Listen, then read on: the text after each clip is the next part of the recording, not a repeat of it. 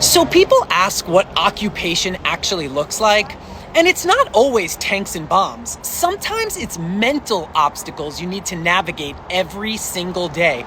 Because I gotta tell you, they have so many ridiculous laws that just work against them on purpose and by design. Here are my top 10. So, number 1. Under Military Order 101, Palestinians in the West Bank can be arrested for displaying their own flag without permission. So when the flag is actually banned, Palestinians turn to watermelon colors, which leads me to number 2. Now, even when you're showing a watermelon, you can get arrested. Number 3. Under Israeli planning and zoning laws, if your home is damaged, you need permission from your occupier to repair it. So without that permit, your house can be completely demolished. And here's the thing, those permits are almost never approved.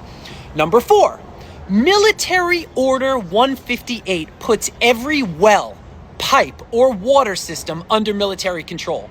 You can't touch any water without approval. Number 5, under the same order, you can't even build water installations or collect rainwater for your own home. So putting out a bowl to drink some water, completely illegal. Number 6, in Gaza, the naval blockade sets invisible fishing lines. So if you're a fisherman and you cross it, your boat can be seized. You could also be arrested or murdered.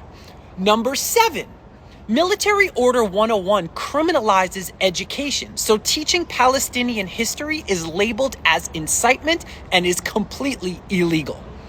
Number 8, in Area C, Palestinians are denied permits to fence their own land. Why? Leaving the property wide open so if a settler or the military wants to enter, they can. Number 9, military regulations lets authorities confiscate printed posters and materials, even if they're historical ones printed from 100 years ago, calling them hostile propaganda.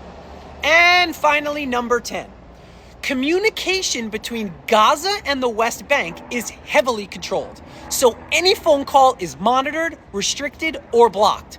Even family conversations are completely under surveillance. There you have it. That's my top 10. This isn't about security. It's about control over land, history, identity, and daily life.